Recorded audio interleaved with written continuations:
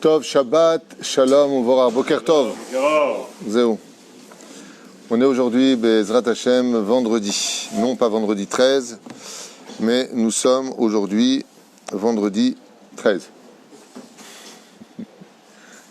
J'ai dit ça stable, j'avais oublié qu'on était vendredi 13. Incroyable. Oui, alors on est vendredi 13. Pour nous les juifs, il n'y a rien à faire avec le vendredi 13. C'est une tradition païenne. Et on est le Yud Zayin Be Hadar, le 17 du mois de Hadar, vendredi. C'est marrant que les choses sortent comme ça des fois. Matzrik. On est un Shabbat spécial puisque les marloquettes poskim, à savoir est-ce que ce Shabbat est de Oraïta ou de Rabbanan, puisque c'est Shabbat Para. Nous allons lire donc deux Sifrei Torah et sortir la paracha de la Para Adouma pour nous préparer à recevoir le mois de la Géoula. Et c'est aussi un message extraordinaire pour nous puisque jusqu'à aujourd'hui, malheureusement, étant donné que nous n'avons toujours pas le Beth Amikdash, nous n'avons pas la 10e Para Adouma, la vache rousse, donc Para Adouma, qui nous permettra de nous débarrasser du dernier virus de ces 2000 ans de destruction par lesquels nous n'avons pas réussi à remonter de la Toumatmet, de l'impureté, de la mort, ce qui fait que malgré tous les mikvés que nous pouvons faire, on est tous tamés. On a tous un digne d'impur, tamé veut dire impur, et jusqu'à ce que vienne la Géoula.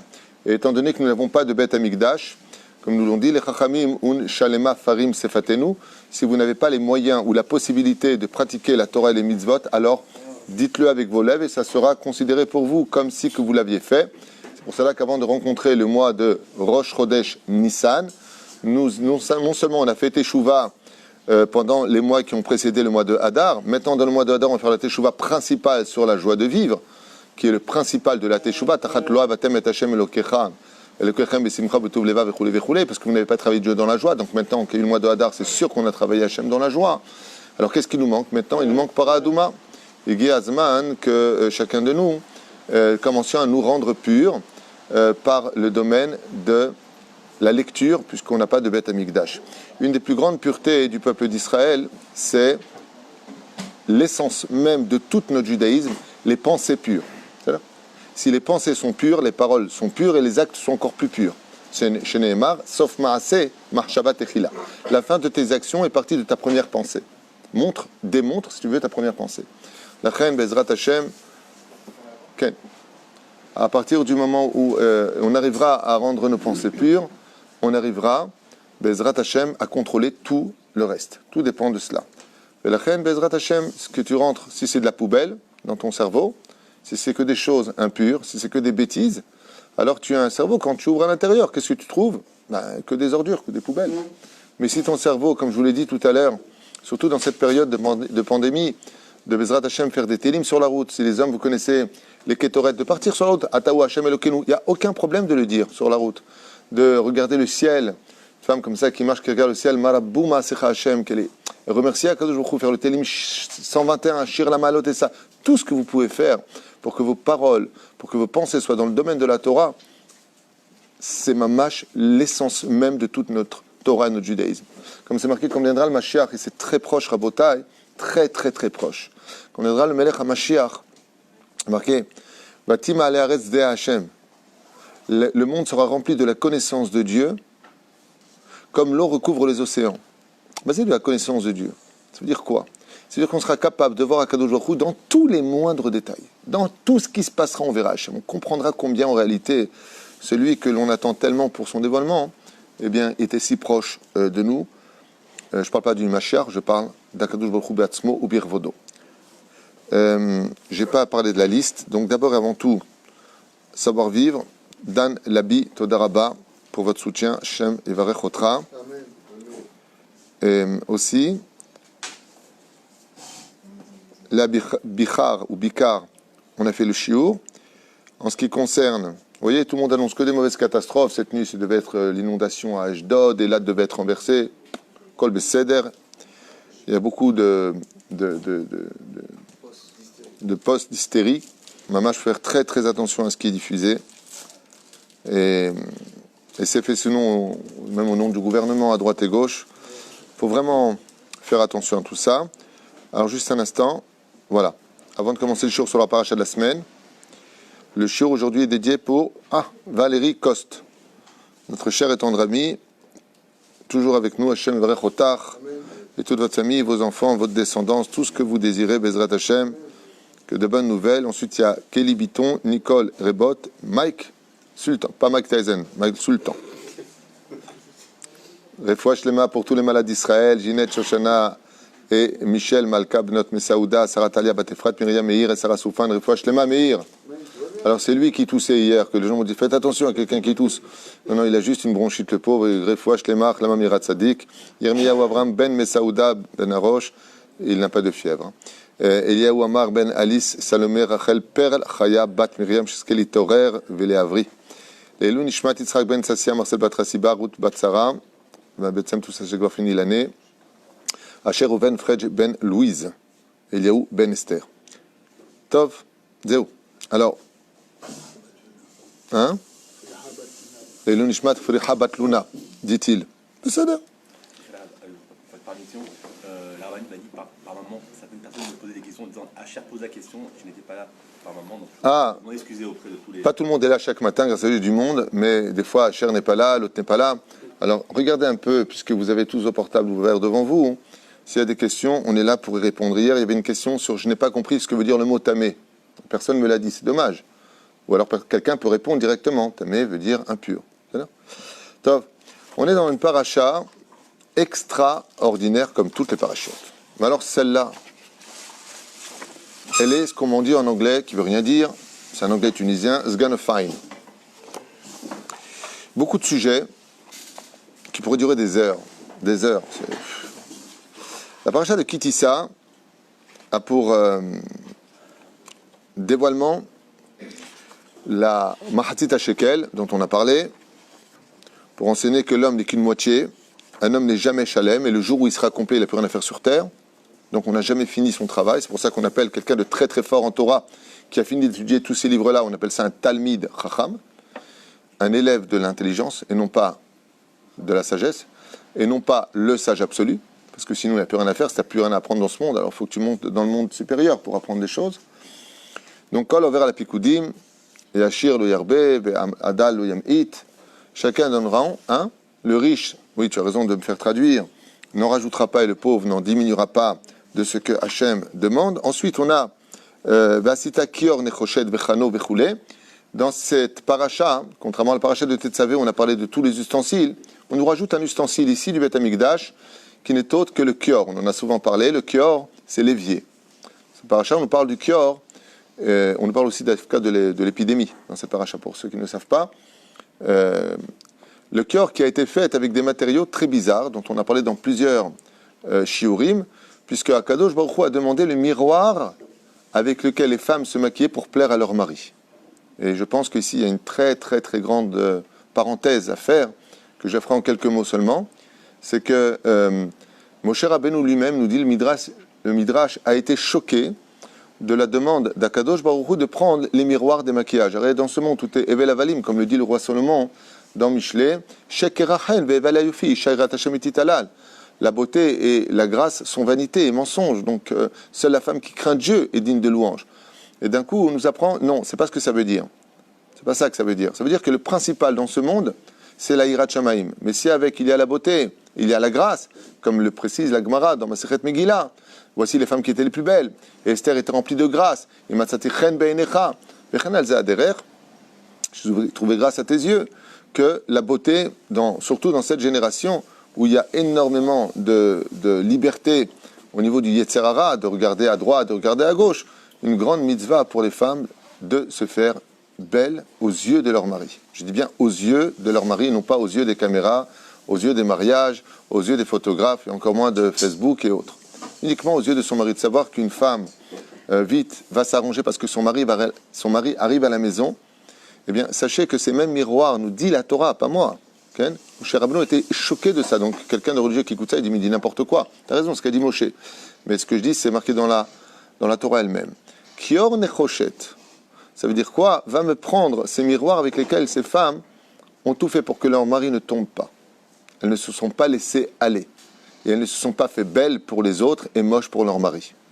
Quand je dis belles pour les autres et moches pour leur mari, ça veut dire quoi? Tu vois, la femme, elle est fihaleh à la maison, la pauvre, déjà avec tout ce qu'elle a sur la tête. Et quand elle va à un mariage ou une bar mitzvah, de façon naturelle, elle se fait extrêmement belle. Tu ne la reconnais pas. Tu dis, ah, je t'ai pas reconnue. Waouh! Alors, quand tu vas pour les autres, tu te fais fihaleh. Et quand c'est ton mari, tu te fais zgan fine. Voilà. Comme ça, nous disent les Chachamim que, étant donné qu'elles ont tout fait pour plaire à leur mari, elles se sont maintenues un beau physique, une belle tenue, une façon plaisante d'être. Et ce que je dis pour les femmes est valable pour les hommes, bien sûr. Pas le mec qui se laisse gonfler de partout et ressemble à un pachyderme, et sa femme, elle fait tout pour lui plaire. L'homme aussi a le devoir, Bezrat Hashem, de plaire à son mari, de plaire à sa femme, autant pour moi. Oh ben dans cette génération, excusez-moi, mais... Shem et Rahem, Shaim. De plaire, l'homme a aussi le devoir de plaire à sa femme. C'est très important qu'une femme soit fière quand elle regarde son mari, quand il dit qu'il fait un régime, il fait vraiment un régime, quand il fait du sport, il fait vraiment du sport. Bezrat Hashem, ce serait bien qu'on arrive à arriver au point de dire je ne te tromperai jamais, non pas parce que je suis infaillible, mais parce que tu ne mérites pas d'être trompé, parce que tu as tout fait pour cela. Allez, vaille qu'on arrive à une phrase pareille dans les couples recto verso, hein, de deux côtés. Okay? Bezrat Hashem. Donc je referme cette parenthèse rapide, juste à retenir. Ensuite, on nous parle de la pureté donc, des mains, Velchatsu, Vesanu Mordéror. Ici, un remède sur Mordechai, Machartet à Oel Moed. J'aimerais avancer un petit peu. Et le sujet principal, pour la fabrication de la Chokhmah, je voudrais juste avancer un petit peu. Donc, ici, vous avez deux montées. J'aimerais juste revenir sur cette parenthèse aussi importante. La paracha n'est pas très très longue, elle est pas mal, mais elle se divise en deux montées, puis le reste. En tout, il y a 7 montées pour Shabbat, 2 montées. Pourquoi? Parce qu'on aura besoin de faire monter Kohen une bonne partie, et surtout Lévi une très grande partie. À cause du sujet merkazi, c'est-à-dire du sujet principal, qui n'est autre que la faute du veau d'or dans cette paracha. Et étant donné que, selon la tradition juive, la tribu de Lévi n'a pas participé à la faute du veau d'or, il était donc convenable que ce soit un Lévi qui monte pour la paracha de Kitissa, pendant la lecture de la faute du veau d'or, dont on va aussi parler avec l'aide d'Hachem. Alors, ici, à propos de la faute du veau d'or, ויתן אל משה ככלותו לדבר איתו בהר סיני שני לוחות העדות, לוחות אבן כתובים באצבע אלוהים. Il y a un verset ici qui est מאוד מרגש, qui est extrêmement fort, dont on parle, parce que la Torah, vous savez qu'elle est codée. Et voilà ce qu'on nous dit. Veshambrou, ah oui, on avait parlé aussi de le fait que Israël, pardon, autant pour moi, on parle de Shabbat dans cette paracha, j'en ai parlé hier. Donc, Vesham, Rouben Israël et Shabbat, la Sotot Shabbat, le Dorotam, Beritolam, le fait d'être gardien du Shabbat. On avait dit hier que le fait que se vienne avant Paradouma, hein, avant Slicha, la faute du veau d'or, vient enseigner que tout celui qui est Shomer Shabbat rachète les fautes de la semaine, mais pas il faute en disant alors je vais devenir Shomer Shabbat. Fais pas comme ça, c'est pas joli. Okay? Le jour du don de la Torah, quand Moshe est parti chercher l'étape de la loi, a monté 40 jours et 40 nuits sans boire et sans manger, en restant proche du Créateur du monde, il y a marqué quand il a fini de parler avec lui, le mot kechaloto, kekalato. Ça veut dire que Akadosh Baruch Hu a fait de nous son épouse. Kechaloto.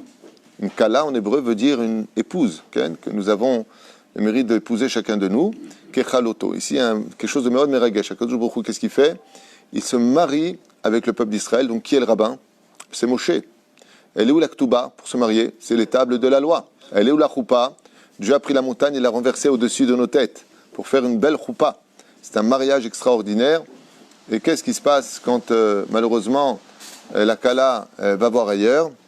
Eh bien, le mari est obligé de donner le guet et il ne peut plus jamais la réépouser. Nigmar. Nigmar. Si elle a trompé, Nigmar. Mon cher Rabbeinu n'aura pas d'autre choix que de casser, de briser la ketouba pour dire que les conditions des 3 fixées par Masechet Kiddushin, des Rechagav, et fixées aussi dans la halacha, comme on épouse une femme, pour 3 choses. Shtar, Bia, Kesef. Dieu nous a demandé de prendre l'or de l'Égypte et on a eu Bizatayam, les trésors. C'était quoi ça? C'était le domaine du Kesef pour le mariage. Ensuite, qu'est-ce qu'il nous a demandé à Kadosh? Il faut 3 choses. Shtar. C'est quoi Shtar? C'est les Luchot. Donc nous avons les Luchot. Comme Moshe a cassé les Luchot, il a cassé les conditions du mariage. Donc Israël n'a pas trompé son créateur. C'est important à retenir. C'était avant la lecture de la Ketouba. Donc comme on n'a pas encore reçu la Torah, qui vient Torah Shebirtav, Torah Sheba'al Peh, il n'y a pas de lecteur de Ketouba. Donc tu ne peux pas dire que. Par exemple, je donne un exemple à Pi Halacha. Une femme mariée avec son mari, et puis il y a un truc qui ne le fait pas entre eux, Mikar Taout. L'homme n'a pas dit qu'il a fait l'asile psychiatrique, qu'il avait des pathologies, ou la femme n'a pas dit, ou je ne sais pas qui, pas quoi. Mais là, on va prendre l'exemple de l'homme. Maintenant, qu'est-ce qui s'est passé entre eux? Elle a pris la bague, mes coups d'échette, elle a pris la ketouba, arezo ketoubater, mais ils n'ont pas consommé. Ils n'ont pas été ensemble. Dans ce cas-là, à partir du moment où on n'a pas été ensemble, le mariage par le Beddin peut devenir caduc. Pourquoi? Parce qu'il n'y a pas eu la bia, il n'y a pas eu, ils ont été ensemble. C'est là? Dougma. Donc ici, s'il manque la ketouba, il y a un problème. Des Horaïta, ils sont mariés, des Rabbanais, ils ne sont pas mariés. Je me dis, bah, mais c'est là. וירא העם כי בושש משה לרדת מן ההר ויקהל העם על הארון ויאמרו אליו קום עשה לנו אלוקים ילכו לפנינו כי זה משה האיש אשר אלינו מארץ מצרים לא ידענו מה היה לו. Et là il se passe quelque chose, Gvirotai et Rabotai, qui va demander un petit peu plus de concentration, un peu plus de temps. Parce qu'il y a encore plein de choses à voir quand Moshe demande à Dieu, Enina et Kevodecha, montre-moi comment tu diriges ton monde. Il y a tellement de choses dans cette paracha, c'est extraordinaire. Quelle route on a d'être juif et de pouvoir étudier notre Torah. Le peuple qui sort d'Égypte n'est pas n'importe quel peuple. C'est la génération qui est appelée Dor Dea. La génération de la connaissance. Personne dans l'histoire ne pourra atteindre le niveau du Dor Dea. Personne. À un tel point que nos Parshanim nous ont expliqué à propos des élèves de Rabbi Akiva, les 24 000 élèves de Rabbi Akiva, qu'ils étaient montés à un tel degré de connaissance qu'ils auraient pu vivre à l'époque du Dordéa. C'est-à-dire on compare les élèves de Rabbi Akiva, que le summum du summum, c'est d'arriver à quoi? À ce peuple. Écoutez bien. Qui a vu la main de Dieu.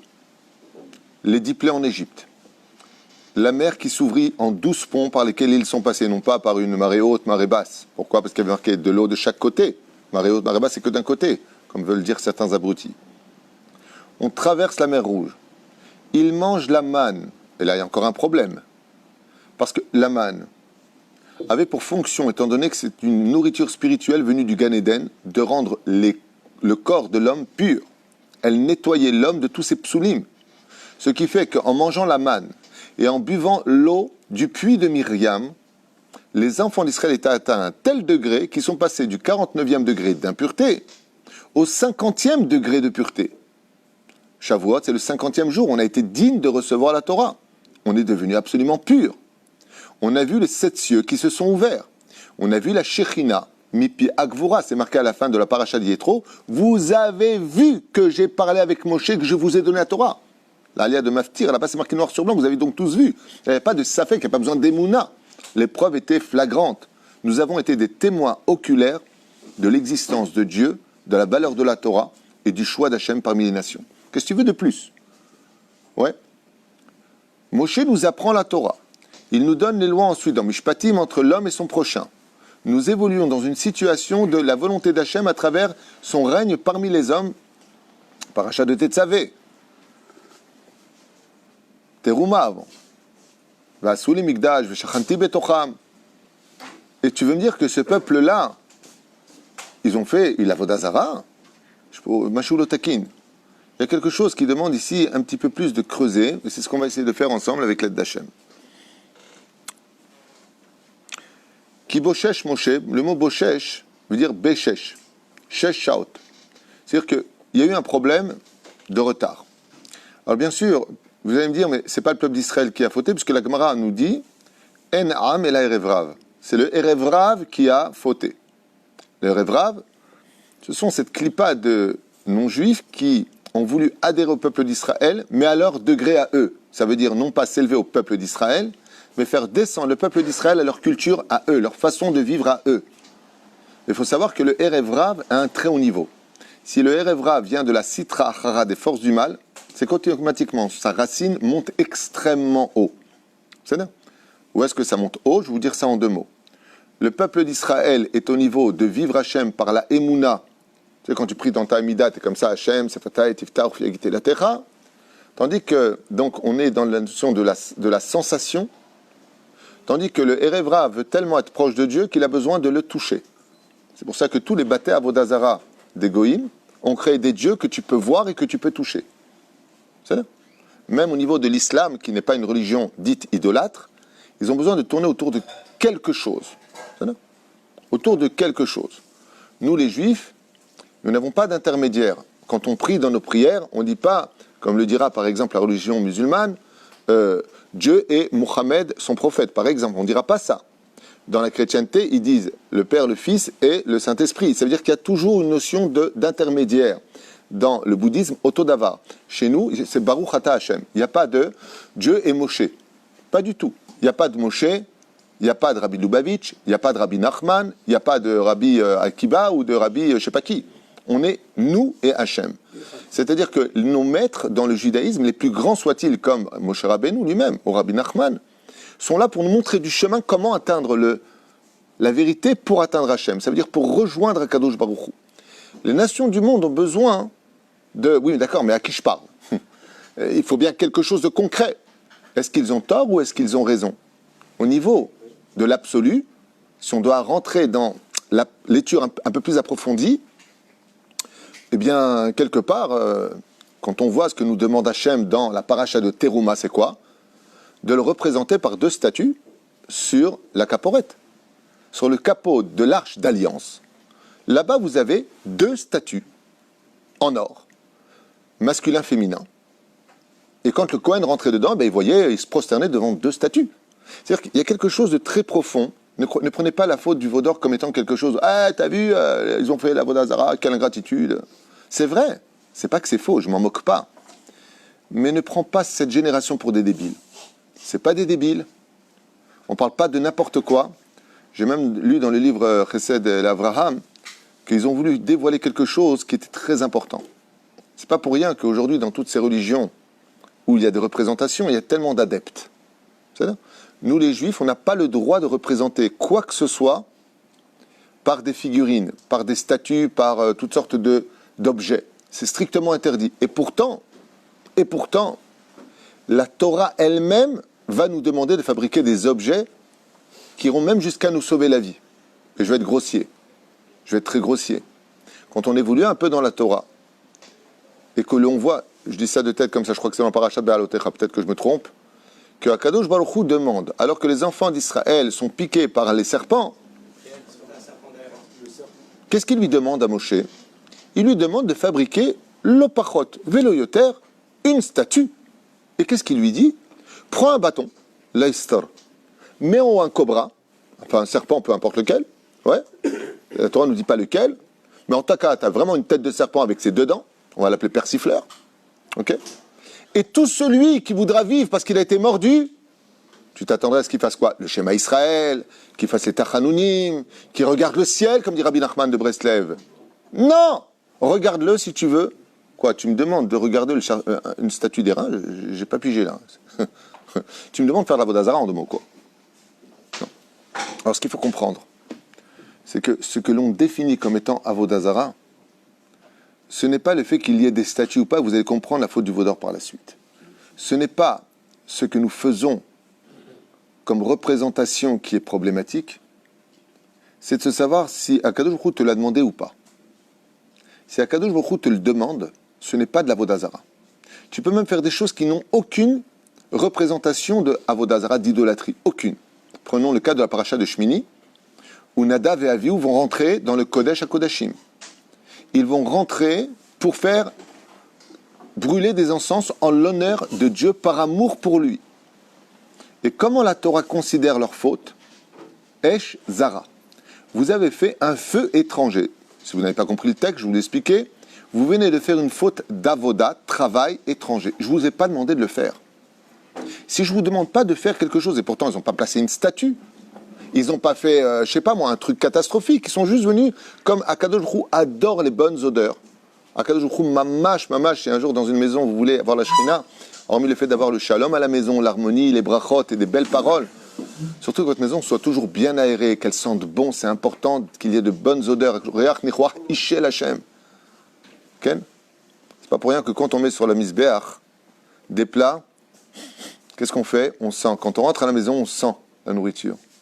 La seule chose, le membre le plus sensible après la mort d'un homme, c'est son odorat.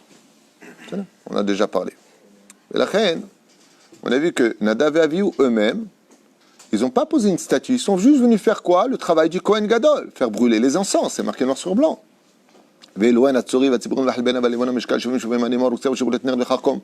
On a les 11 samémanim. Ils les ont pris. Ils ont voulu le faire comme cadeau à Hachem. On va dire Tfilat Nedava. Tfilat Nedava, c'est quand tu as prié et tu as un doute si tu as bien fait ou pas. Tu refais la prière comme quoi? Comme cadeau. Voilà, on veut faire un cadeau. Quand je vous dis, dis-moi, je t'ai demandé moi de rentrer là maintenant. Ni tu me rajoutes une mitzvah, ni tu m'enlèves une mitzvah. Fais ce que je te demande. L'avodah zara, ce n'est pas des statues goufa, parce que des statues, on en a dans le judaïsme. On en a. Et vous allez voir combien on en a. Et alors, si dans ce cas-là, les statues sont interdites, et qu'on en a, alors c'est de l'avodah zara ou pas? Avodah zara veut dire faire quelque chose que Dieu ne t'a pas demandé. Ne retire rien de ce que je t'ai demandé dans la Torah. Écoute les divrei chachamim, ne sois pas ni un karaïte, ni un réformiste, ni un libéral. Fais ce que je te demande comme la Torah te l'a expliqué. Mazé t'a expliqué, la Torah, il n'y a rien à comprendre d'elle. Si ce n'est pas la Gemara, la Mishnah avant, la Halacha, qui vient nous expliquer, les sifra, comment vivre la Torah, on ne comprendrait rien. Heureusement qu'on l'a. On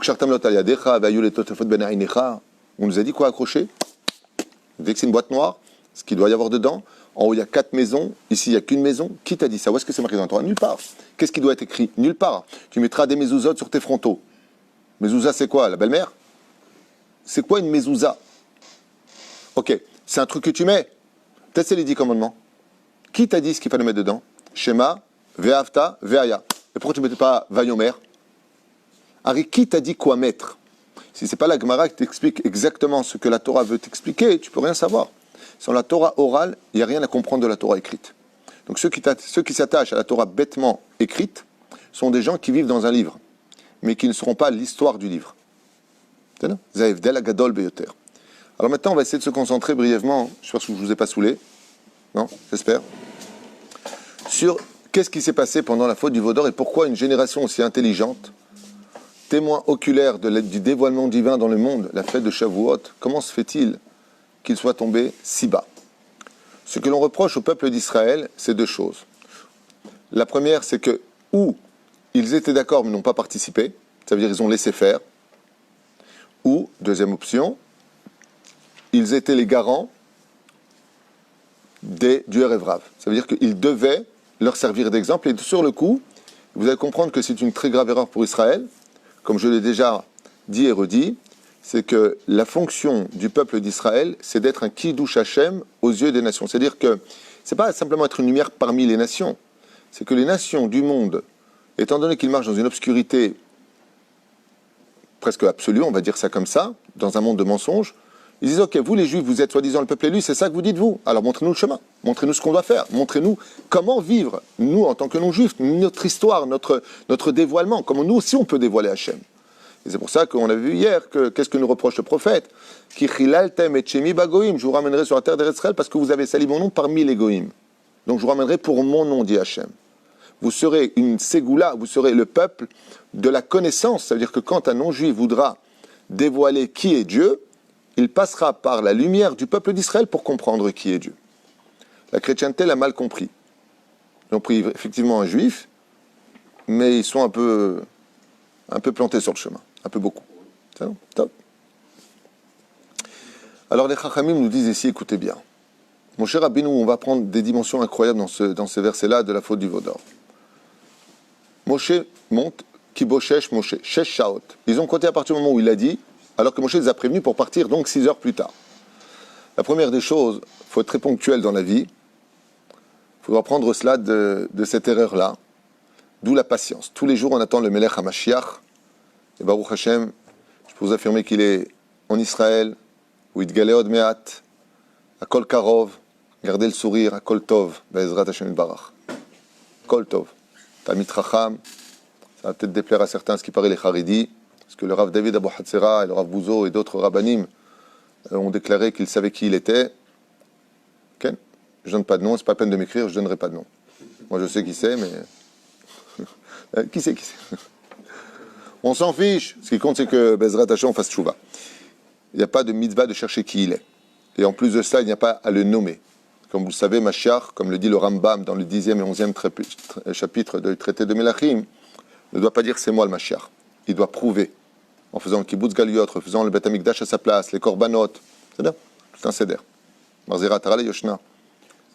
On a un problème avec Adam Arishon qui par manque de patience, on est arrivé à manger un fruit qu'on aurait pu manger quelques heures après. On arrive à pouvoir réparer cette faute-là à Matan Torah. Bravo, extraordinaire. Excellente réflexion. Rabbi Asher Ayakar, c'est incroyable ce que tu dis, parce que la faute du vaudor est reliée, là c'est une autre dimension que tu m'emmènes, la faute du vaudor est complètement reliée à la faute originelle. Ça veut dire que tout s'était arrêté le jour du don de la Torah, les 39 malédictions reçues à la création du monde, et c'est vrai que toute l'histoire de la faute a été basée sur quoi? Qu'ils ont mangé du fruit avant l'heure. Ils n'ont pas attendu.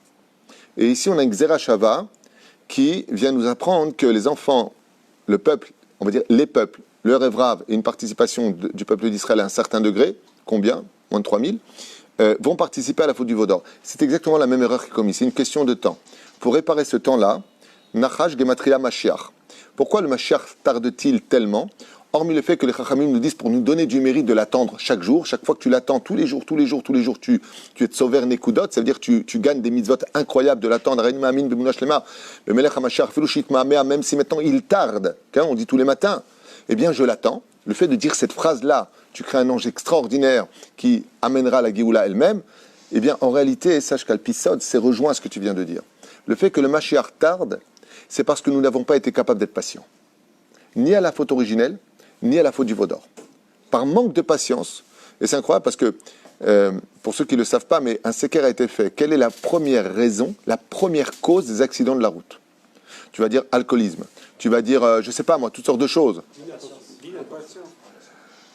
Eh bien, sachez-le, en tout cas en Israël, moi qui ai fait 4 fois mon permis ici, 4 fois que je fasse, Yud Kevav que je fais ici. Okay. Même dans la conduite, on fait alpisol. Eh bien, on apprendra que, selon une enquête qui a été faite, les accidents viennent tout simplement par manque de patience. Quand tu manques de patience, et patience, vous savez que c'est synonyme d'humilité. Qui n'est pas patient? Celui qui croit que tout lui est dû. Personne n'est bien, il n'y a que lui qui est bien. Eux, ils ne savent pas ça, lui, c'est pas ça, c'est de l'orgueil. C'est pour ça qu'on dit savlanout. Savlanout, qui vient du mot sauvelanout. Hein? Patience. En Israël, apprenez ce mot, savlanout. Tu viens à la banque, tu attends 3 heures, tu as la pkida. Enfin, avant, tu avais la pkida, aujourd'hui, avec des robots. Mais tu vas à la poste, elle est là avec son café. Et tu dis, allô, nous, savlanout, ani ovedet. Mais c'est ovedet. Yalla, tfadal, t'avod.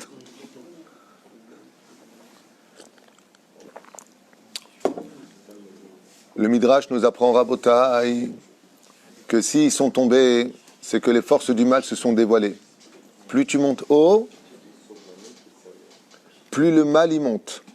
Plus tu grandis en Torah, plus Yetzer Hara y monte. Au moment de l'apogée absolue où toute la faute originelle était réparée, ça y est, le don de la Torah, qui va recommencer, se réouvrir par la faute du Vaudor. Comment est-ce que les femmes réparent essentiellement la faute originelle, puisque c'est elles qui l'ont éteint, ces lumières, elles allument les bougies de Shabbat. Et comme l'homme, comment l'homme il va réparer la faute du Vaudor, c'est lui qui prépare les bougies. Le physique est préparé par les hommes, et la spiritualité qui a été éteinte par les femmes. C'est pour ça que les femmes rallument Alpisod, pas Alpipchat, parce que c'est Isha Akarat Bait, c'est le principal de la maison. Aval, qu'est-ce qui s'est passé ici? Le Midrash nous dit que le Satan, il a montré que Moshe était mort. Le ciel est devenu noir. Et la seule chose qu'ils ont vue, c'est le corps de Moshe qui était allongé et qui flottait dans les airs. Matarotse. Et alors ça, c'est une raison pour faire le Vaudor. Mais od me anien de comprendre ce qui s'est passé. D'abord, qui a dit au Yetzer Hara qu'il avait le droit de montrer le corps de Moshe?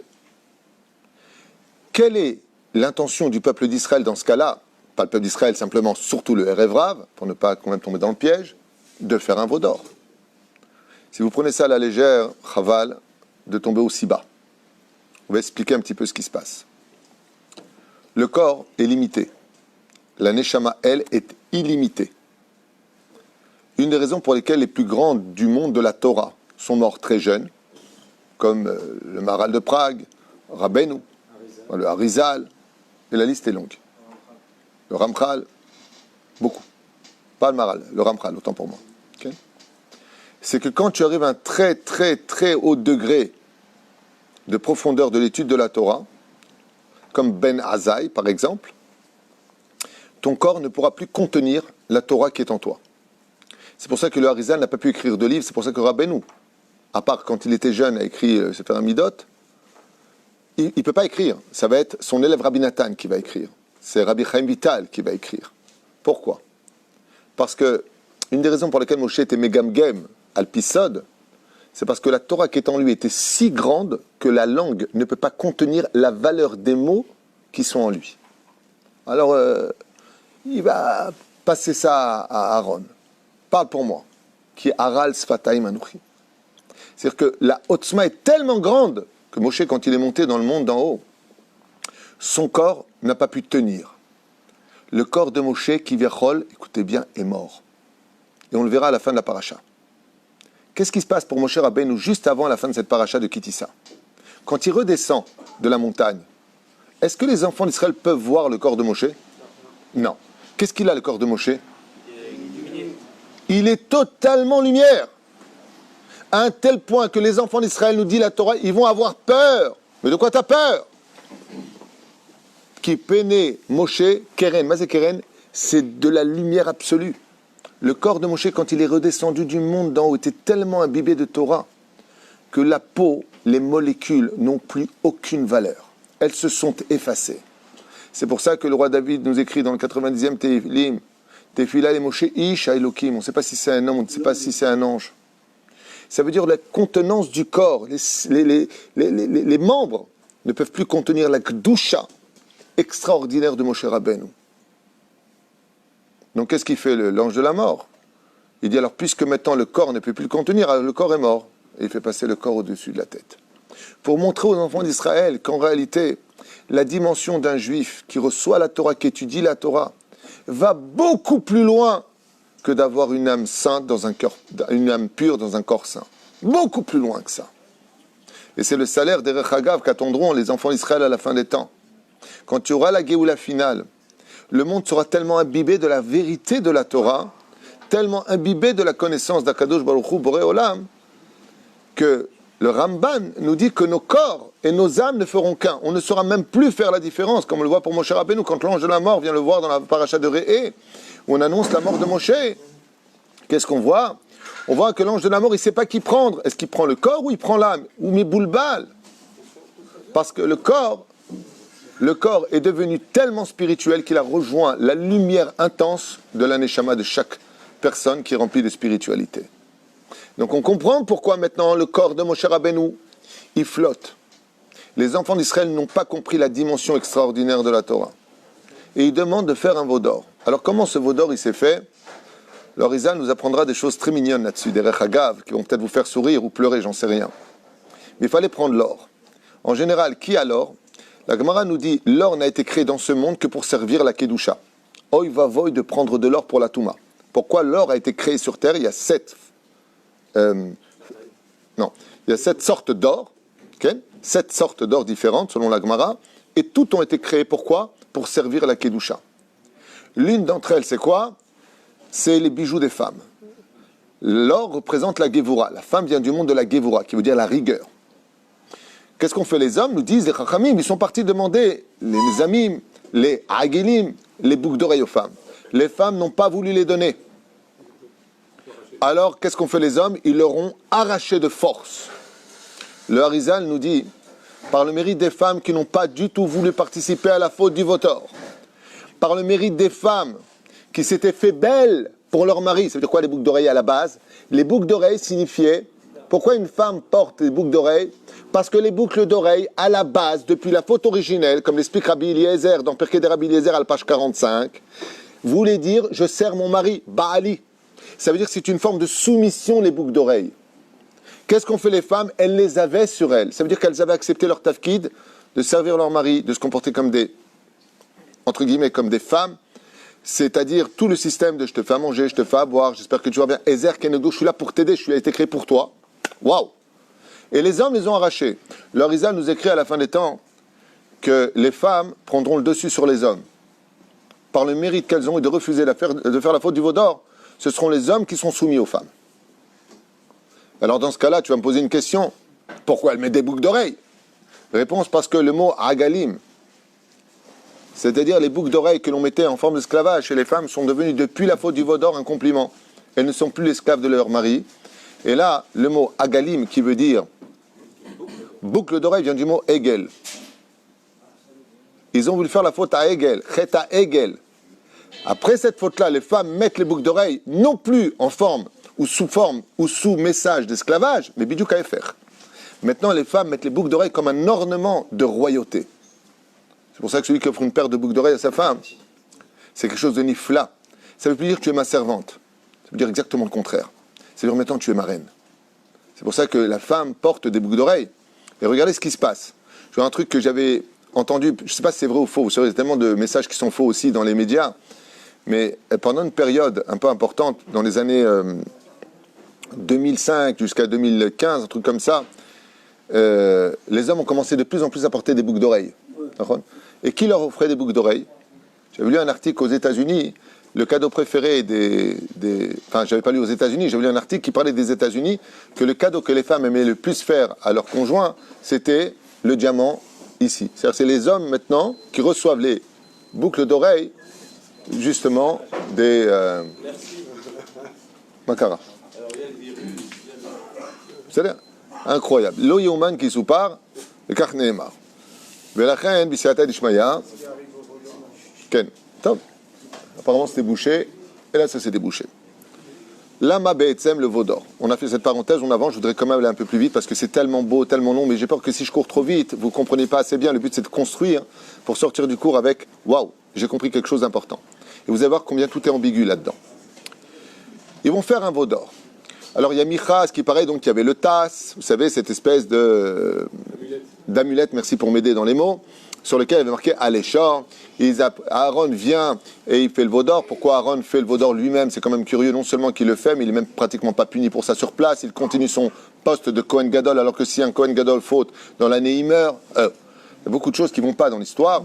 Eh bien, Makarapo, pour que Aaron le fasse, et j'aimerais vous rappeler un verset que je vous avais déjà expliqué à propos de la faute du veau d'or, qui disait que toutes les fautes, alors écoutez bien, c'est important à retenir. Quand un homme a des pensées positives, il veut faire une mitzvah, mais qu'il est dans l'impossibilité de pouvoir la faire, par exemple, il voudrait donner de la tzedaka, mais il n'a pas. Mais s'il avait, il l'aurait donné. Sérieusement. Okay? Ça lui est considéré dans le ciel comme si qu'il avait donné la tzedaka. Mais si une personne veut faire un péché, si une personne veut faire un péché, et qu'il ne le fait pas, ça ne lui est pas considéré comme étant une faute. C'est-à-dire qu'il n'a pas créé Goufa, la Avera, le péché qu'il avait pensé faire. C'est un avantage énorme. Tu veux faire le bien, c'était considéré comme Kol HaKavod, tu as créé la mitzvah. Où est-ce qu'on a vu ça? Avec Abraham. Il vient pour tuer son fils, l'ange l'en empêche. Qui est cet ange? C'est l'ange qui a été créé de la mitzvah, de vouloir faire la mitzvah. C'est-à-dire, tout celui qui fait une mitzvah a créé un ange. C'est cet ange-là qui vient, qui lui dit stop, c'est bon, j'ai été créé. Je suis la preuve que tu n'as pas besoin de faire l'acte. C'est-à-dire, donc il l'empêche de le faire. À partir du moment où maintenant une personne veut faire le mal, il voudrait voler par exemple cette boutique. Il ne va pas le faire. Ça ne lui est pas considéré comme une faute. Il faudra un korban ola pour faire la kapara de la faute de la pensée, mais Goufa, il n'a pas créé la avéra, il n'ira pas rendre l'objet. Sauf pour deux avérotes. Il y a deux péchés qui sont dépendants de la pensée, et même si tu ne les as pas faits, tu as créé l'ange noir que tu devras réparer. La première, c'est quoi? L'otahmod eshet re'echa. Tu vois une femme, tu la désires, tu la convoites. Tu viens de faire un issour de Horaïta. L'otahmod. Tu ne convoiteras pas. Il n'y a pas marqué tu ne toucheras pas. Tu as convoité cette femme dans ton esprit, tu as créé la vera. Tu as fait un issour de Horaïta. Alors, allez, velo alechem. Et la deuxième, c'est quoi? Tout celui qui voudrait pratiquer de l'idolâtrie et qui dit ah, dommage, j'aimerais bien entrer dans cette église, chas v'shalom. D'accord? Maintenant, il voudrait rentrer là-bas. Mais il n'est pas comme rentré dans un temple Shaolin où il y a plein de statues roulées. Et il n'est pas rentré. Il a créé la Vera. Aaron, maintenant, comme vous le savez, comme l'explique Rabbi Avraham Azoulay, il a un problème. C'est que quand il est sorti d'Égypte, qu'est-ce qu'a dit Pharaon? Il a dit, hey, Moshe, tu vas emmener un peuple dans le désert. Pourquoi? Parce que tu crois que c'est ton Dieu qui a fait ça? Mais c'était qu'une question de hasard. Aujourd'hui, il est tombé sur nous, demain, il tombera sur vous. Ce qui fait que Aaron, quand il a vu qu'on lui demandait de faire une faute qu'on appelle l'idolâtrie, est-ce que l'idolâtrie, comme explique les Baal et Tosafot dans 3 endroits différents dans la Gemara, est-ce qu'il y a besoin de le faire ou la faute a déjà été faite? La faute a déjà été faite. Ce qui fait que Aaron, le pauvre, il s'est trouvé dans une situation terrible. Il a dit, mince, maintenant les enfants d'Israël me demandent de faire une statue, mais la statue, elle a déjà été créée maintenant, puisque la pensée crée déjà la Avera. Mais les nations du monde, si je ne fais pas concrétiser maintenant le pourquoi Dieu va les punir, qu'est-ce qu'ils vont dire? Pharaon avait raison. Tu vois? Il nous a donné les 10 plaies à nous, et il les punit pour rien. Qu'est-ce qu'ils ont fait? Ils étaient dans le désert, en train d'attendre Moshe, boum! Et Dieu les a frappés. On est en train de suivre l'histoire. Donc qu'est-ce qu'est obligé de faire Aaron, le plus grand Kiddush Hashem de l'histoire?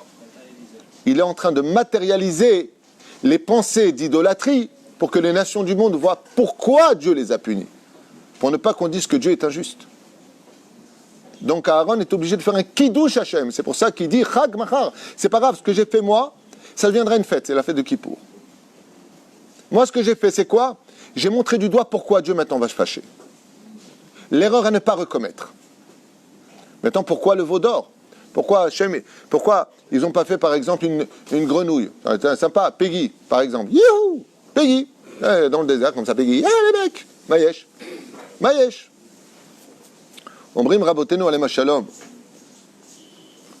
C'est que les enfants d'Israël, s'ils ont fait un veau d'or, c'est parce qu'ils avaient appris de Dieu l'importance du taureau dans le judaïsme. Le taureau n'est pas simplement l'animal le plus élevé que l'on puisse trouver dans la création des corbanotes, c'est-à-dire les riches apportaient quoi comme, par exemple, quelqu'un qui fait la plus grave des fautes, qu'est-ce qu'il amène comme corban? Le taureau, c'est au-dessus du kevé, c'est au-dessus de tout. Du bouc, c'est au-dessus de tout. C'est que le monde dans lequel nous avons vécu, explique le Harizal en Égypte, est passé par la force du taureau. Incroyable. Qui est le taureau dont on parle? Bravo. Pourquoi on ne pouvait pas sortir d'Égypte sur les ossements de Yosef, hormis le fait qu'il nous l'ait demandé? Parce que Yosef a pour symbolique le taureau. Et qu'est-ce que représente le taureau? Alors je vous explique maintenant, ouvrez un peu vos oreilles, essayez de comprendre, vous concentrer. Homme comme femme, vous pouvez peut-être comprendre la dimension dans laquelle nous sommes dans la fameuse faute du veau d'or. Quand les 7 cieux se sont ouverts le jour du don de la Torah, et que les enfants d'Israël ont contemplé, enfin, les 7 cieux qui s'étaient fermés depuis la création du monde, et qui se sont totalement ouverts, ils ont pu enfin contempler ce qu'on appelle le Maaseh Merkava, c'est-à-dire le char divin. Pour comprendre de quoi est-ce qu'on parle, d'accord? Il est composé de quoi, le char divin? Il est composé, bizarrement, lui aussi, de 4 figurines, qui sont la tête d'un homme, la tête d'un aigle, la tête d'un lion et la tête d'un taureau. Comment est-ce qu'ils sont situés dans le monde spirituel? Vous avez au centre la tête d'un homme. Qui est cet homme? Yaakov Avinu. Et juste en dessous, qui on a? Explique le Harizal, l'aigle.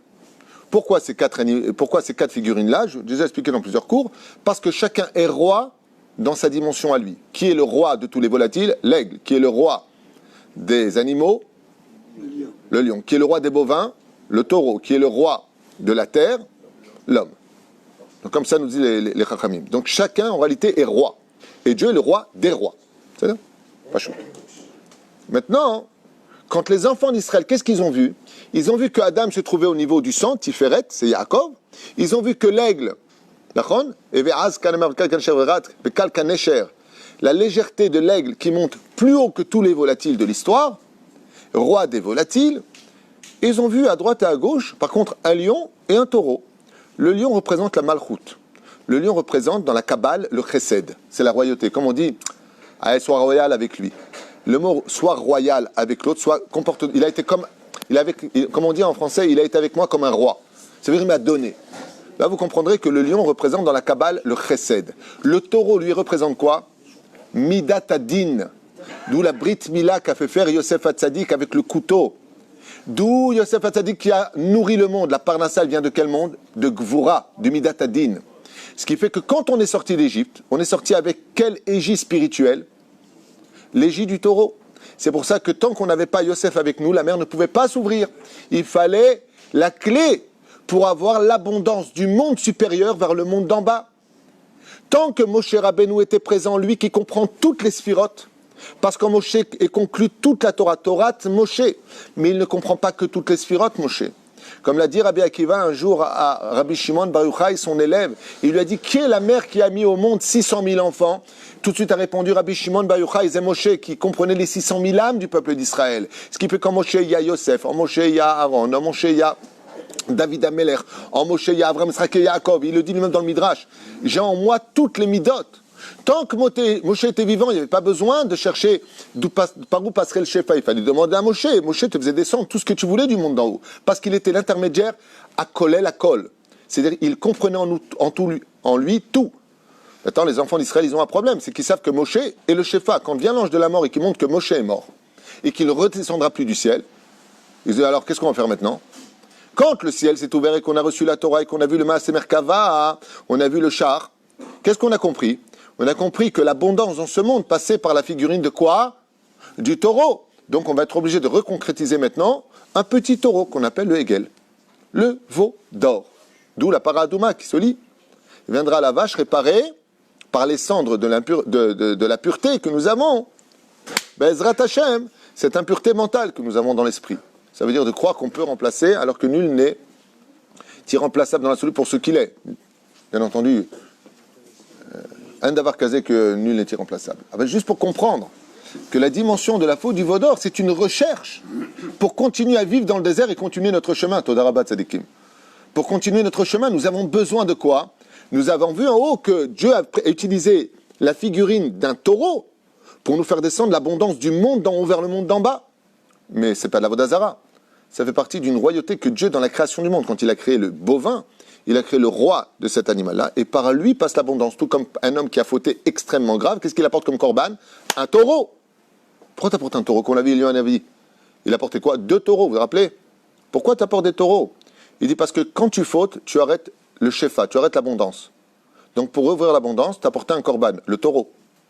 Et donc, une fois que tu as écrit le corban, tu rouvrais l'abondance. De la même façon, les enfants d'Israël ont dit dans le désert avec le rêve rave, on vous laisse faire pourquoi? Parce que vous avez peut-être pas raison, mais il faudrait, maintenant que Moshe est mort, il faut bien trouver un autre couloir. Il faut bien qu'il y ait quelque chose dans notre panier. Donc ils ont fait la faute du veau d'or, non pas pour remplacer Dieu, non pas pour remplacer simplement Moshe, comme le dit le Midrash, effectivement, mais parce qu'ils avaient besoin de créer un nouveau shefa. Jusque-là, la faute n'était pas considérée. Celui qui continue le texte, est-ce que c'est pour le veau d'or qu'ils ont été tués? Non! C'est parce qu'ils ont commencé à se mélanger, danser autour du veau d'or. L'idée, à la base, elle n'était pas si dramatique que ça, il fallait faire teshuva. Mais qu'est-ce qu'ils en ont fait après? De la débauche. Et sachez que toute l'histoire de l'Avodah Zara n'a été créée que pour une seule chose. Acheter sa confiance, sa conscience face à la débauche. Ça veut dire que, croyez en moi, vous serez sauvés, d'ailleurs, il faut faire ce que vous voulez puisque vous croyez en moi. Donc, comme les Baal, exactement, Mamazé Baal Péor. Je vais prendre la femme de l'un, je vais aller les hommes avec les hommes, on va aller dans la gadoue, on va aller dans les excréments, on va faire des avérotes, Hashem Ishmor Verachem. Mais attention, au nom de Dieu, je vais tuer, au nom de Dieu, je vais voler, au nom de Dieu, je vais...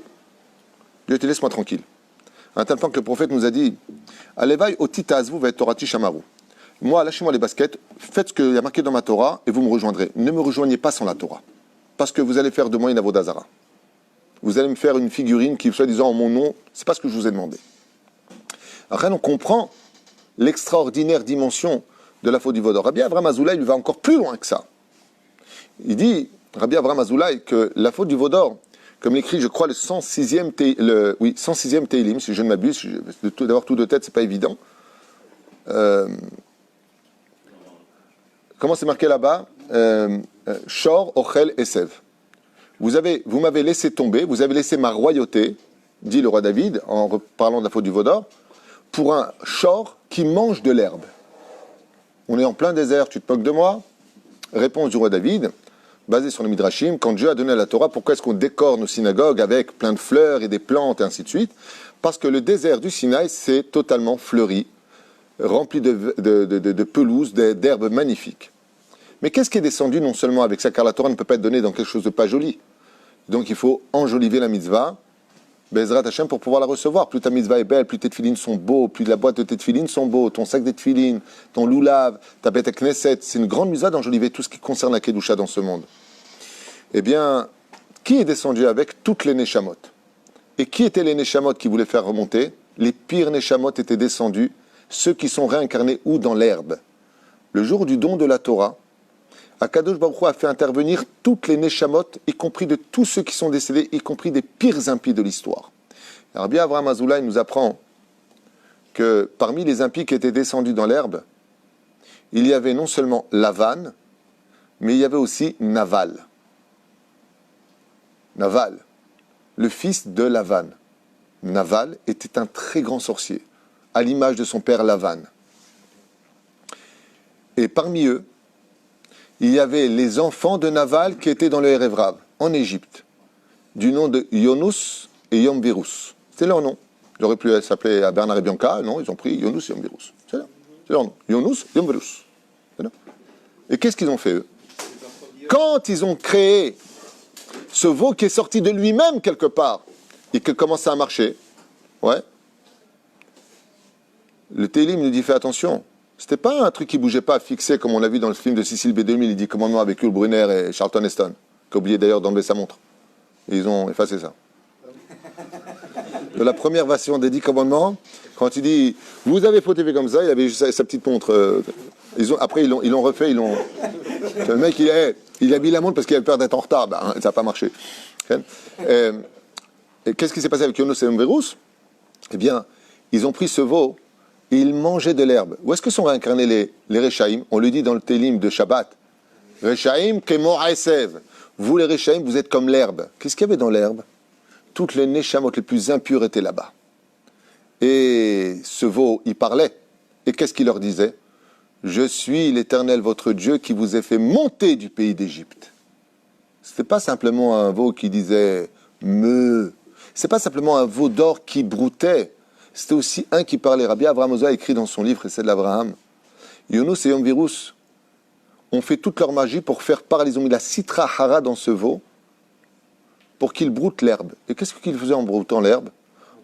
En broutant l'herbe, ils ont avalé l'âme de Naval qui s'est réincarné dans le veau d'or. Et c'est lui qui parlait de l'intérieur du veau d'or. Comme ça explique Rabbi Avraham Azoulay dans Chesed l'Abraham Ken. On avait fait un tour il y a très très longtemps qui disait que chacun a amené sa participation au veau d'or, donc quelqu'un qui avait récupéré le Aléchor qui avait été... C'est Micha, ce qu'on a dit tout à l'heure. Micha, il a jeté dedans. C'est grâce à ça qui marchait le veau. Entre autres. Il lui a donné... Non, le fait qu'il ait jeté dedans... Mon cher Rabbeinu, pour ta question, qu'est-ce qu'il a fait? Quand il cherchait le tombeau de Yosef, étant donné que le signe astral de Yosef, c'est le shor, c'est-à-dire le taureau, il a pris une amulette, il a marqué « Allez, shor, monte ». Et il l'a jeté à l'intérieur. D'accord? De là, du fond du Nil, imbibé infesté de crocodiles qui pouvaient aller dans le Nil, et remonter le tombeau de Yosef jusqu'à Moshe. C'était pas joli que Moshe descende en bas, chercher... Cher Rabbeinu, on ne fait pas descendre la Torah. Okay? Donc il est monté jusqu'à lui. Qu'est-ce qu'il a fait, Mira, enfant adopté de Moshe?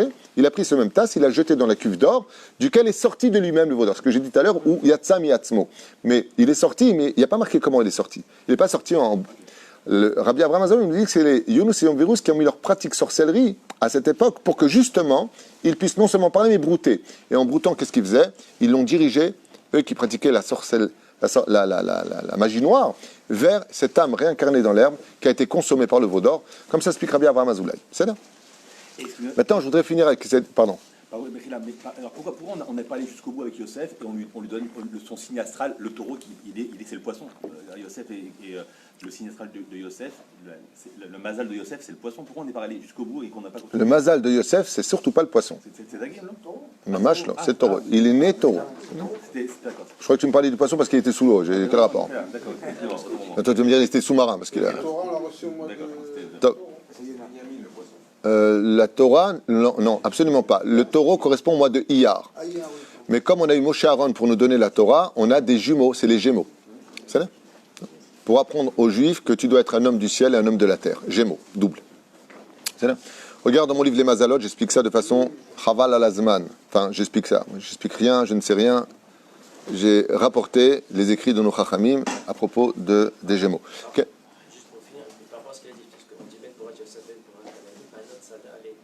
la Maseret Bracha, elle dit Olé Shor, parce qu'elle est au-dessus. Comment en fait, il n'y a pas de.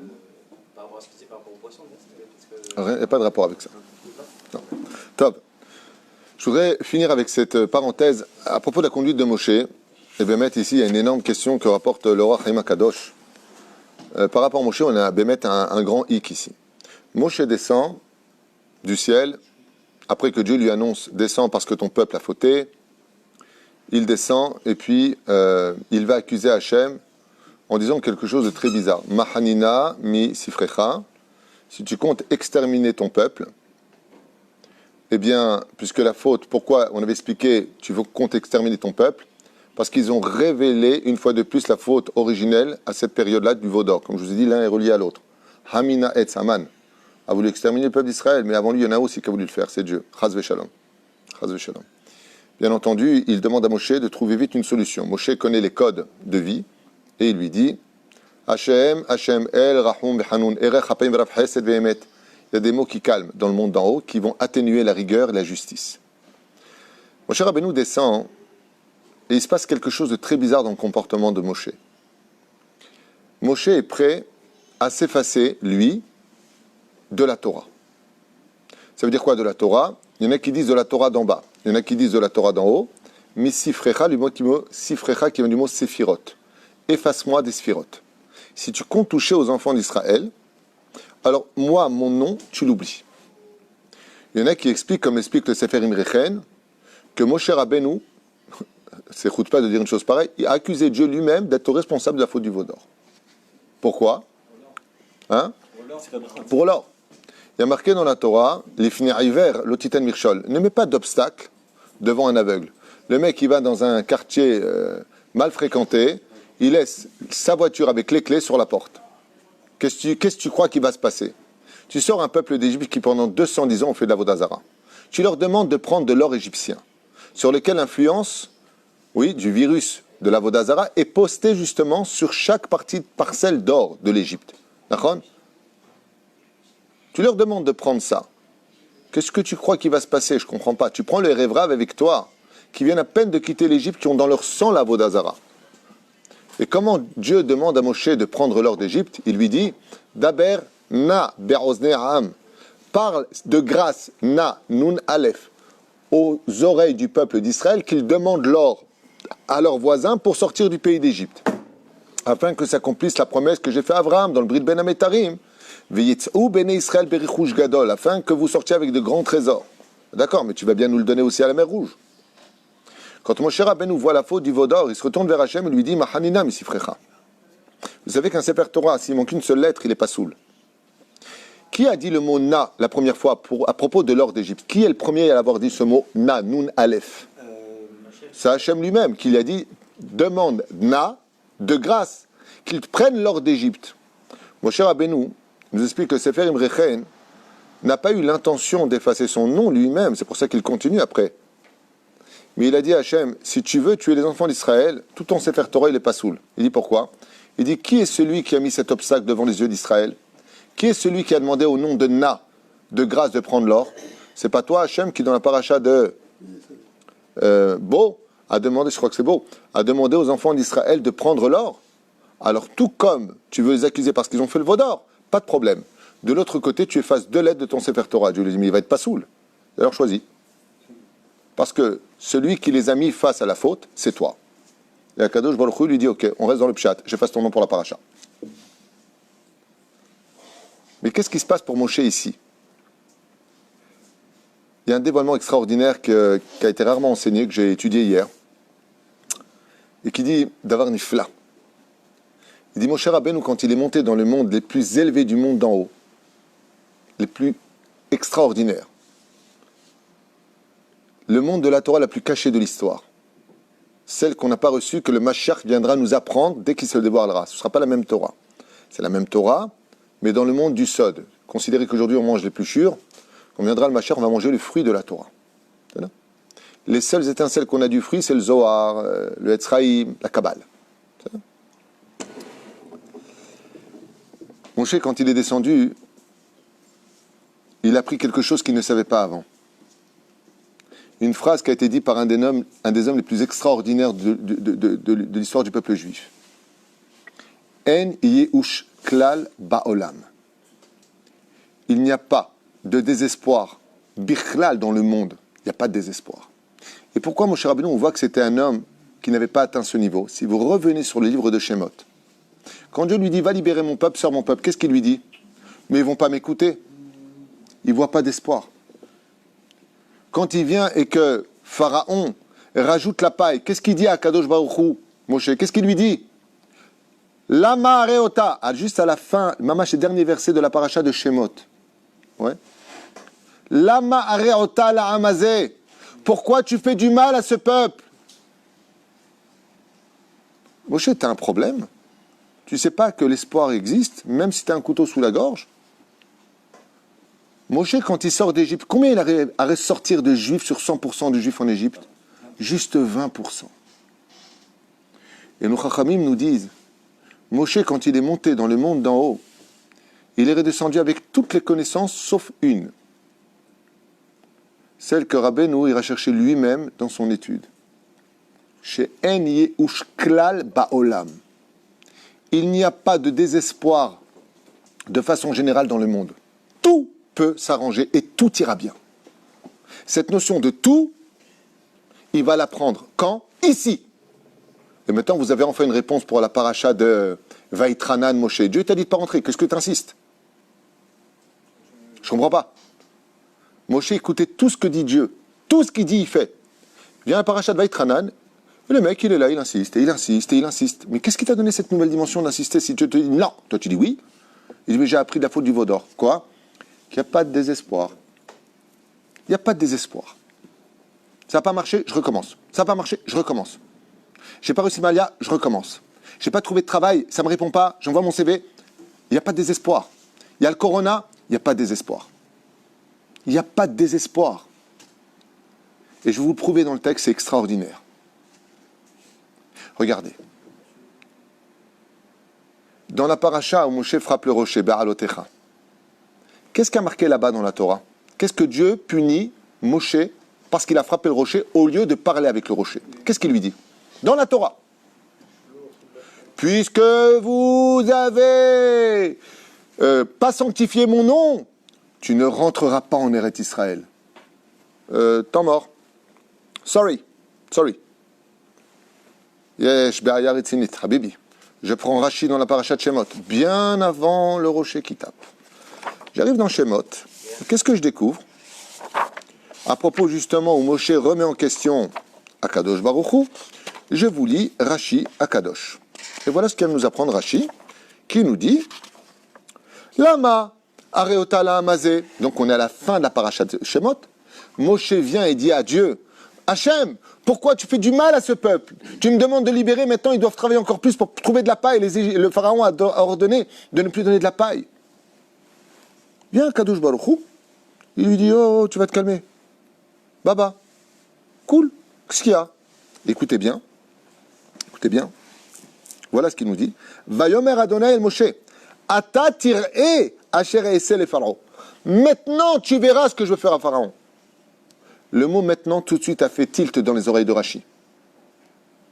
Quand tu dis maintenant, ça veut dire quoi? Pas demain. Maintenant, tu vas voir. Puisque tu m'as remis en question, je vous lis Rashi noir sur blanc, écoutez bien. Ir arta al midota, il lui dit Hachem, dis-moi Moshe, tu es en train de me remettre moi en question dans ma façon d'apporter les événements dans le monde? Pour qui tu te prends, Moshe? Loke Avraham, pourquoi tu ne te comportes pas comme Avraham à qui j'ai dit je vais te donner un fils, il aura un grand descendant, je lui ai dit va tuer ton fils avant même qu'il se marie? Shamartilo ki be Yitzhak, ikare chazara. Il lui a dit quoi? Il lui a dit toi, tu viens de commettre une erreur fatale, Moshe. Et parce que tu m'as remis en question. Alors, et Aïssou il est pharaon, il lui dit quoi? Et Aïssou les pharaons tirent Maïssou les malchés shiva. Il lui a dit, maintenant tu vas voir ce que je vais faire à Pharaon et tout son peuple. Tu vas être présent pendant les 10 plaies. Mais les miracles que je vais faire en Eretz Israël, où les 7 peuplades et les 31 rois vont être mis à pied par Yeshua ben Nun, ça tu ne le verras pas. Qu'est-ce qui vient d'être créé ici? La sentence de Moshe qui ne rentrera pas en Eretz Israël. Et avant ça, Moshe a commis une erreur, juste derrière, où les Chachamim nous disent quoi? Quand la fille de Yitro, Batia, va dire voici Moshe qui nous a sauvés. Pardon. Non, taisez-vous. Non, pas Batia, Sephora. T'as raison. Ouais, mais dans les noms, je suis fatigué, on est le matin, j'en ai plein. Vous savez comment ça se bouscule dans ma tête, dans les livres et tout? Vous étiez à l'intérieur, c'est le balagan, il faut faire le CDR. Alors, non, mais c'est vrai, je suis tellement rempli je kiffe tellement l'étude, c'est tellement extraordinaire la Torah, que Sephora, la fille de Yitro, quand elle est sauvée par Moshe à cause des bergers, qu'est-ce qu'elle dit à son père? Voici l'homme égyptien qui nous a sauvés. Les Chachamim, ils disent, l'homme égyptien, tu n'as pas dit que tu n'es pas français, tu n'as pas dit que tu n'es pas égyptien, tu n'as pas dit que tu es hébreu, que ta nation, que ta patrie c'est Israël, tu ne rentreras pas en Israël. Qu'est-ce que tu es en train de me chanter Parashat Be'alotecha Moïse, t'as frappé le rocher, Wallah, tu rentres pas. Tu me chéris ou quoi? C'est marqué noir sur blanc dans Rashi, dans la Parashat Shemot, qui ne rentre pas en Israël. Qu'est-ce que tu as besoin d'une deuxième faute? Il y a un truc qui ne va pas. Et c'est ce que vient de découvrir Moshe. Écoutez bien, Rabotai. Moshe, il sait depuis cette période-là qu'il ne monte pas en Israël. Il le sait déjà. Il n'y a pas besoin de lui dire, tu te rends compte, il y a 2 prophètes d'Israël dans le peuple, Eldad et Médad, qui ont dit Moshe met ou Yehoshua Machnis, Moshe est mort. Pourquoi tu m'annonces ça alors que c'est déjà été annoncé avant? C'est quoi le jeu dans la Torah, d'annoncer des choses qui ont déjà lieu et après tu me dis, ouais, tiens, on va... C'est que comme Moshe a pris la défense du peuple d'Israël, prêt à effacer son nom de la Torah, prêt à être perdu de son monde futur, Akadosh Baruch Hu lui a dit tous les décrets qui ont été faits contre toi s'annulent à partir d'aujourd'hui. Dans la paracha de Kitissa, tout ce qui s'est passé avant, sur Moshe, tu ne rentreras pas parce que tu n'as pas dit j'étais égyptien, parce que tu m'as remis en question, tous les décrets ont été annulés pour une seule vertu. Laquelle? Celui qui est capable de devenir le Sanégor d'Israël. Celui qui est capable de prendre la défense du peuple d'Israël, même si on est au plus bas des plus bas, qui ne trouve que du mérite, au point de dire à Dieu, Hachem, toi aussi tu as une part de responsabilité, c'est toi qui nous as mis cet obstacle devant nous, ton peuple est pur, tu ne vas pas donner raison à Pharaon, tu as promis Abraham, Yitzhak et Jacob, Hachem, si tu es un Dieu et pas un homme, comment se fait-il que ta pitié n'aille pas plus loin que cela? Il lui a dit, oui, pourquoi ça, c'est pas juger Dieu de dire une chose pareille? Mais quand tu remets Kivyachol, Chazve Shalom, Dieu en question, en l'honneur des enfants d'Israël, alors Dieu te dit table rase. Zéo, tout ce que tu me dois, tout ce que j'ai décrété contre toi s'annule. Maintenant on comprend pourquoi il y a un renouvellement de les raisons pour lesquelles tu ne rentres pas en Eretz Israël. D'avoir niflav et nisgav. Et qu'est-ce que vient d'apprendre Moshe Rabbeinu de la faute du veau d'or? Un message qui, grâce à ce passage-là de la faute du veau d'or, vient nous donner une autre dimension de, tu as vu les enfants d'Israël, ils ont fait la faute du veau d'or. Laquelle?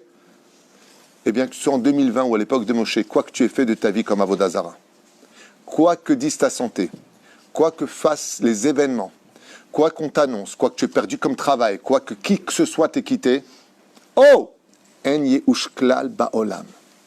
La seule chose qu'on te demande si tu veux renverser les décrets, c'est la hardoute et l'amour de l'autre. Le yehuman qui soupar. Moshe Rabbeinu vient nous apprendre dans la paracha de Kitissa une chose qu'il n'avait pas encore appris, d'où l'importance de Rabbeinu Nachman ben Fega, qui a lui en premier titre jeté vraiment l'élan même et l'essence même de la dernière connaissance qui manquait à Moshe Rabbeinu, nous disent les Chachamim, laquelle? Qu'il n'y a pas de désespoir klal dans ce monde, même si le couteau il est sous la gorge, ne désespère pas. D'où la signature. Vena fochu. Non, ça laisse tomber, je rentre pas là-dedans. Vena fochu.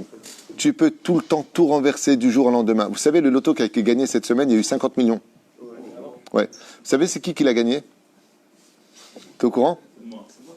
Allez, vaille. Si c'était vous, on aurait le binyan tout de suite. Non, celui qui l'a gagné, c'est passé le jour où le matin, il a été renvoyé de la société dans laquelle il travaillait. C'est un religieux qui a été renvoyé. Et quand il est sorti, qu'est-ce qu'il a dit? Baruch Hashem, je vais avoir maintenant le temps d'étudier. Il est parti vérifier son ticket, il a pris 50 millions de shekels.